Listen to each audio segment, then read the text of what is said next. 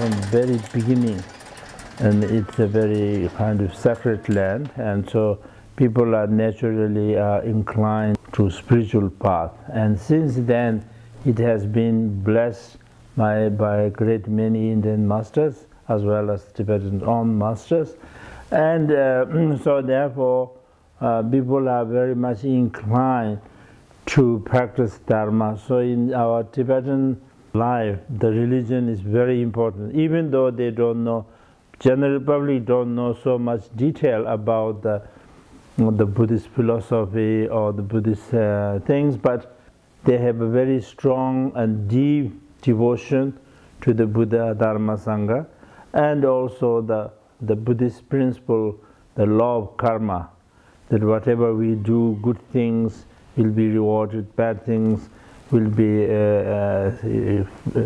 experience suffering. So due to this principle is in deep root in the Tibetan mind. So therefore in everyday life that we, even though they don't know, but they use many dharmic terms in their everyday conversation.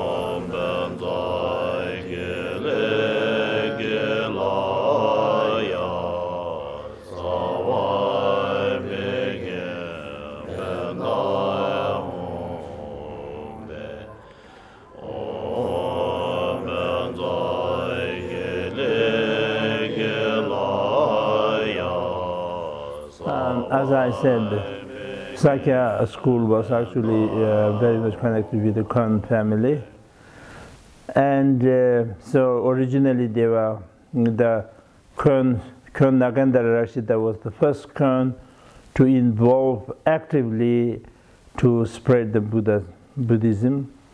He is a translator, and then also he is the first. He received the full. Because before that there were no Buddhist monks in Tibet. And the great abbot Shandarakshita came, and then he tried to establish the monastery.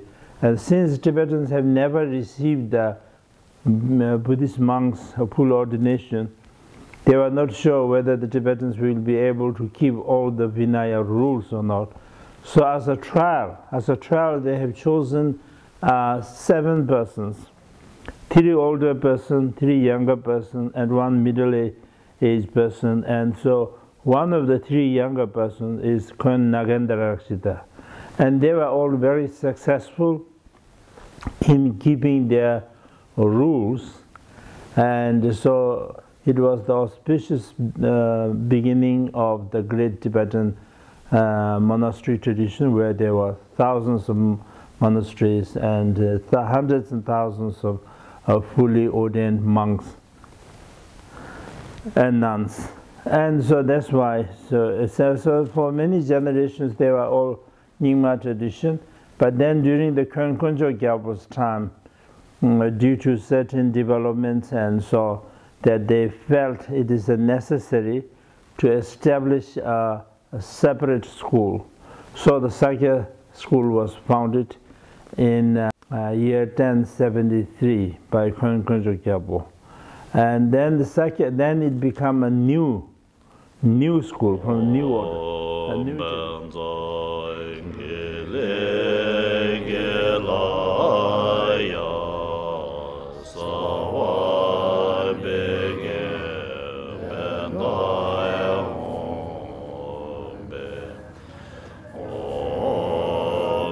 Om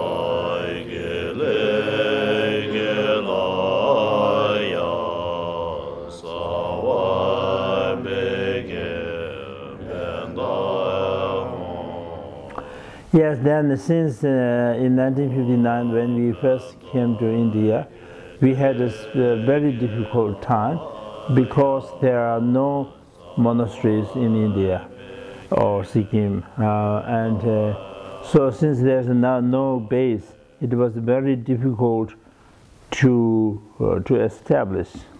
But then, due to the blessings of His Holiness the Dalai Lama, and also the kindness and the love of the government of India and the people of India, and as well as our own lamas, monks, nuns, and also all the devotees, they try their best. So then we try to establish here and in Darjeeling area, in Mysore, in Himachal, and many different parts of India, the monasteries.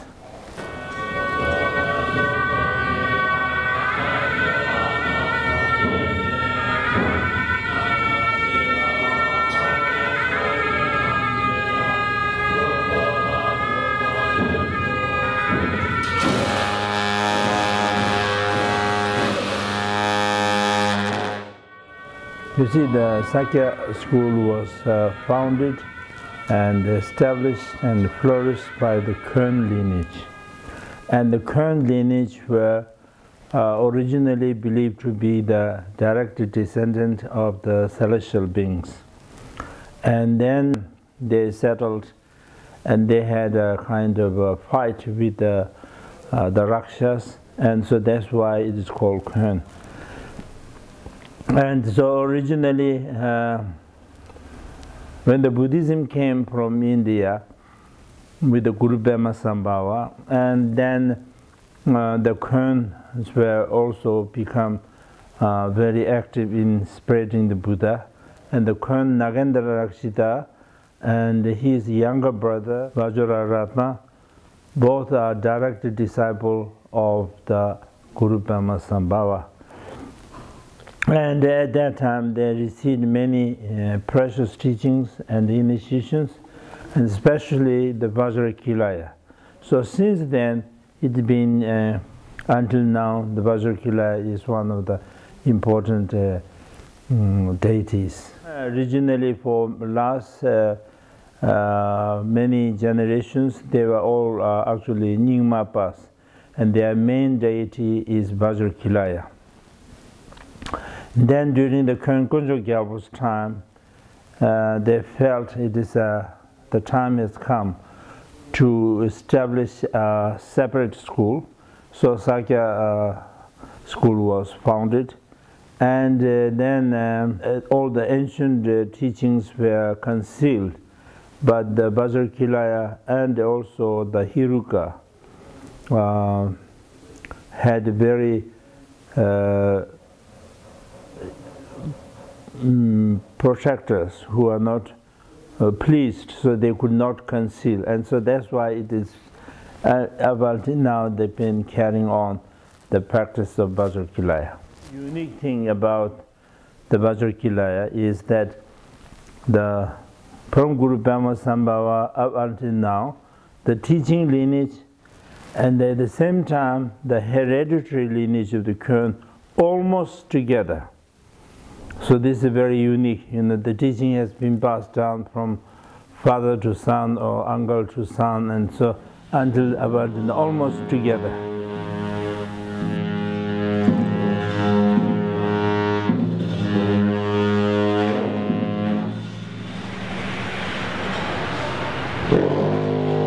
The Purba has literally meaning and more deeper meaning.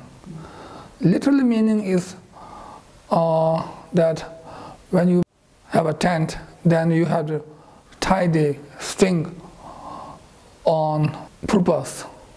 So, for example, when there's a tent, then there's a string that you tie the string on this purpose. But in here, there's a deeper meaning.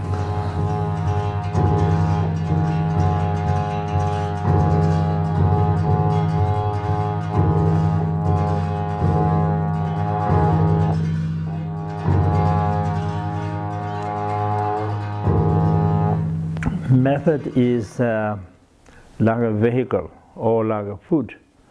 To walk on the road, you need the feet, but also you need the eyes. Eyes is like a wisdom.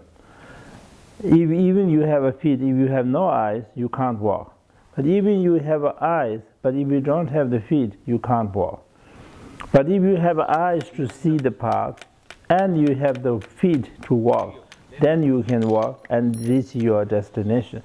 Similarly, to accomplish the liberation and the enlightenment, you need both method and wisdom.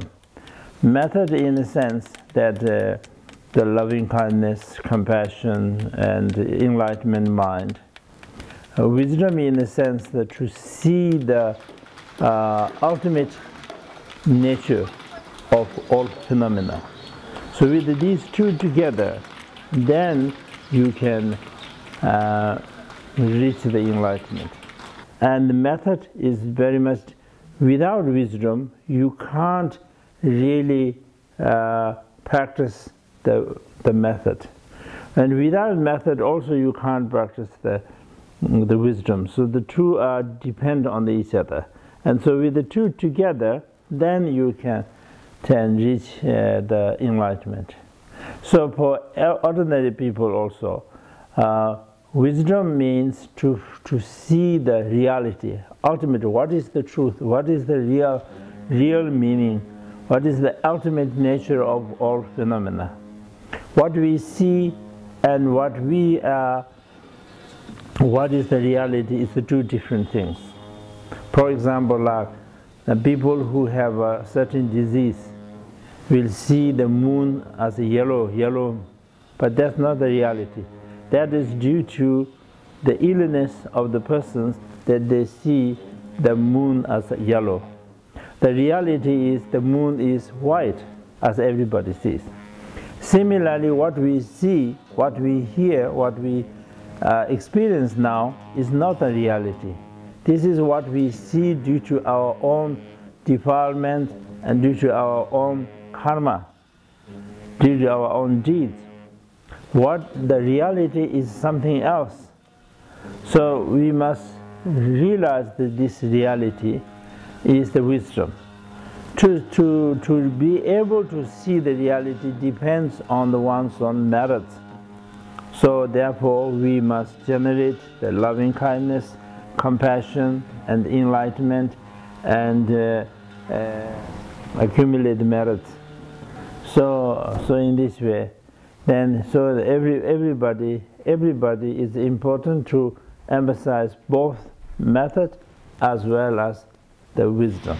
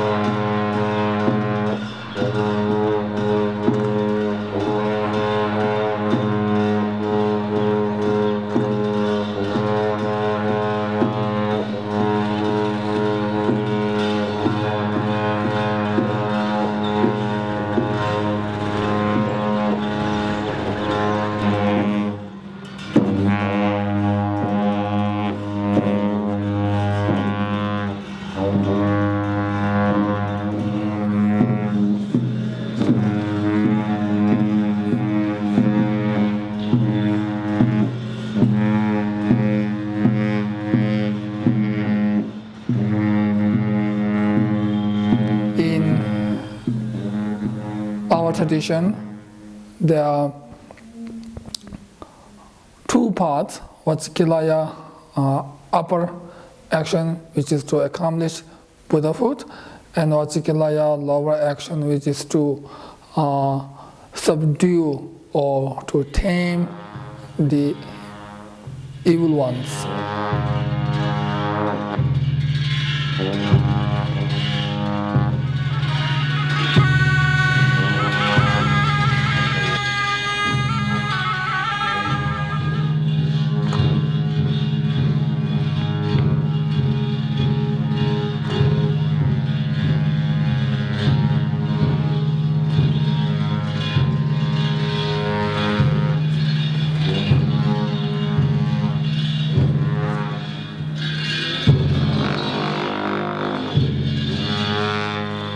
So, out of these two parts, there is a cham in Vajrakalaya upper action, which we performed this year, and also there is a Vajrakalaya cham in the lower action also.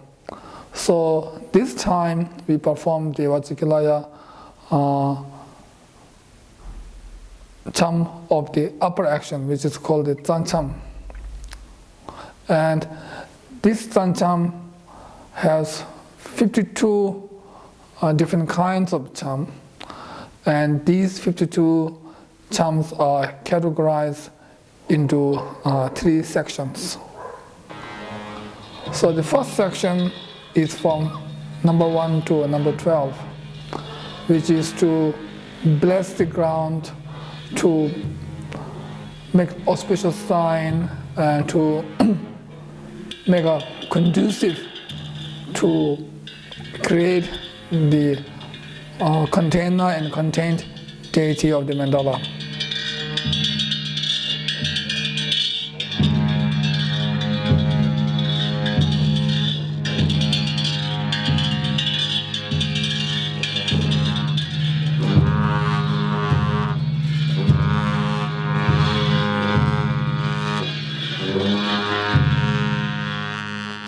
And then the second part, which is from the 13th cham up to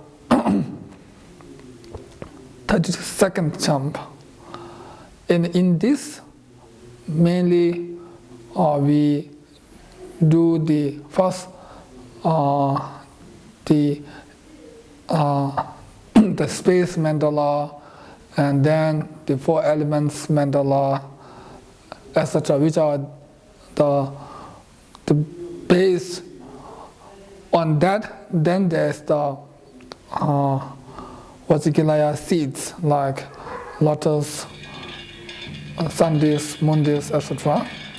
And then we also perform the cham, which is signifying the actual Vajrakalaya. Like Vajrakalaya has 3 faces, and Vajrakalaya's hand objects, and also Vajrakalaya's leg gesture, and also the ornaments, etc. And also then we perform the cham of Vajrakalaya's consort, which is known as Dipta Chakra. Dipta Chakra's face and Dipta Chakra's hand objects. So these are performed in the second section.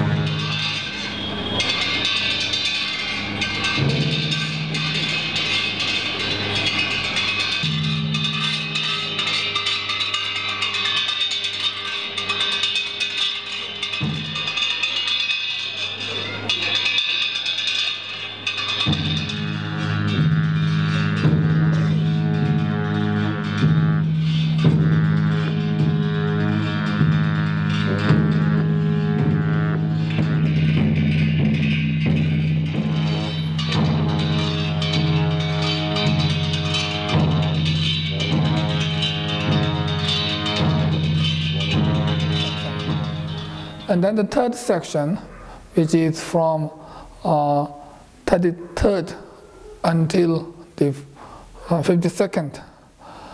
In this, the first 10 from 33rd to 42nd, the first 10 chams are known as the cham of Vajikalaya's emanation or retinues. There are actually in the Vajikalaya there are 10 wrathful deities, not including the main one.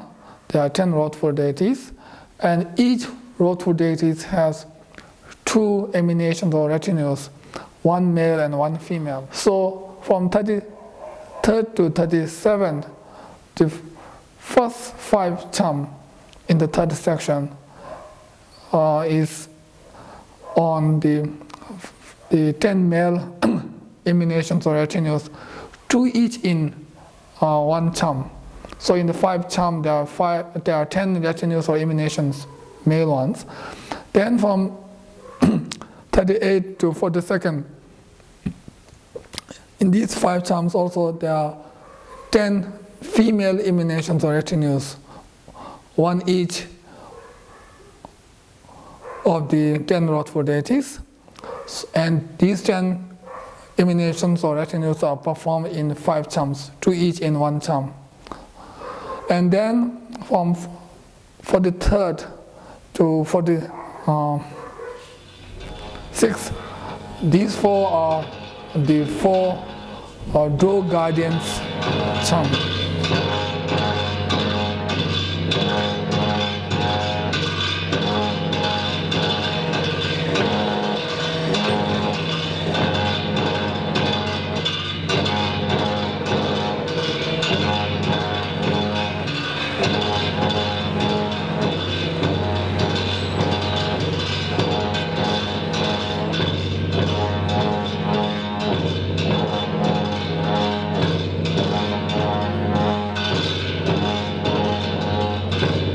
So for the 7th cham is general kind of cham, and then 48, 9, 50, 51, these 4 are some of the 28 we call Wangchu, Nishitagye, 28 Wangchus. There are 7 Wangchus each at the 4 direction.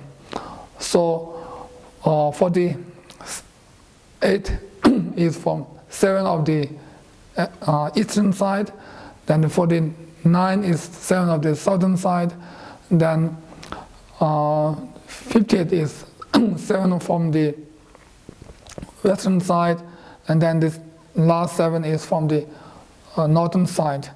So there are 28 Wangchus. Last cham, the 52nd cham, is called Tamema Balinde cham. So with this, then we conclude the actual 52 chams, and then we do the conclusion part, which is also need to do subduing the maras, and then offering the nectars, etc.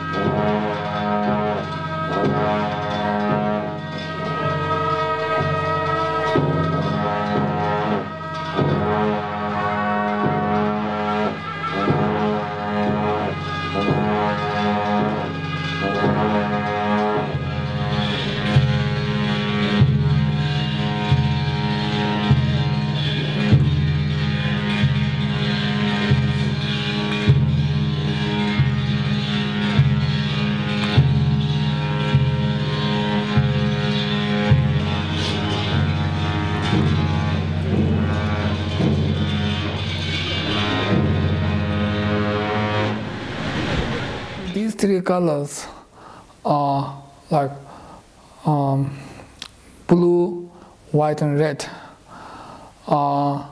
These three colors are also the colors of the Vajrayani's three face.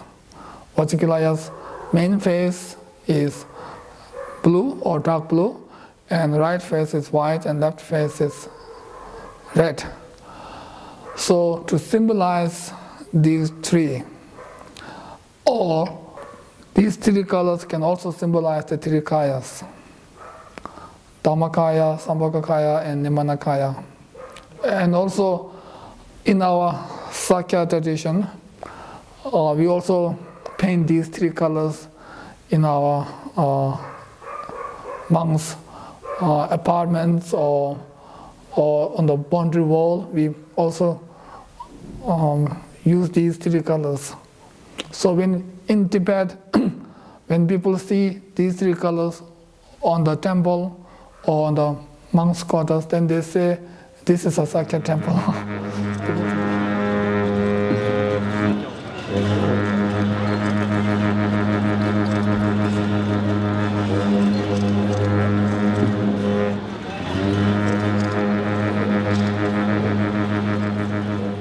The Vajrayana practices all depends on the two parts.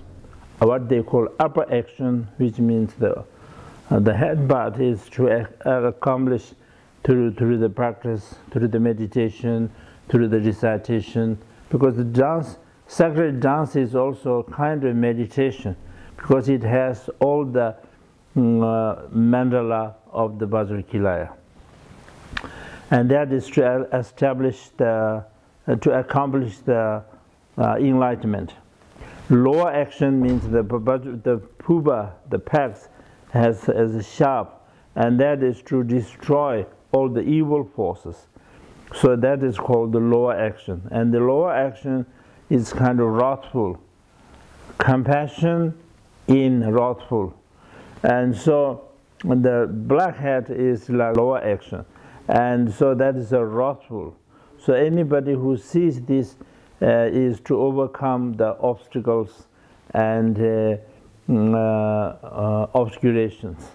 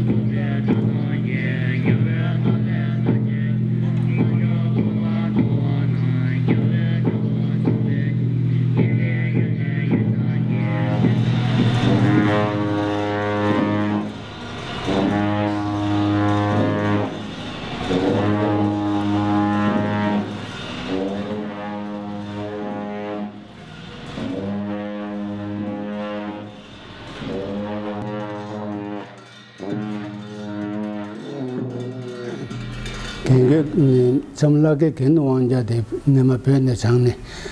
Then the Pela Chang Tarchumbo Pekong the Mila Mamulab Chen, I think also Tulon, I think also Lomena to pay your rate.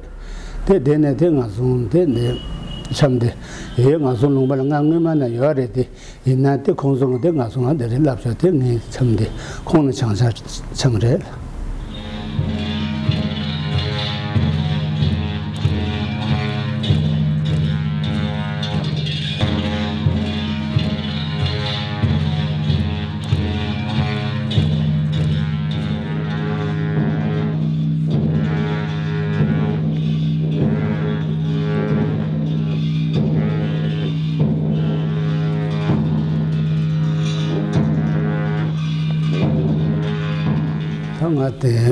Chamil goes to Mambosia Layare.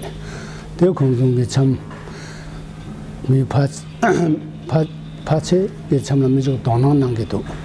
They Donan had the Korangi Cham de Kangara de Kangara, the Koranga de Retriva Tang. They triva de Langa Koran to the de Lamne, my Labe Yapuchunzo. They Koranga pay me the Yapu Pagito. They Rimboche Nana de Kong the Cham Paganata, made some laba de la that Marala Tundaje to Konsong Yapuch Packet to some similar Kasun Chimbo Chunzo. Then Rimboche number Ushuaji Chamde Yaboa Unsare, Koranji Donna Chemo Nangeto to Jiche.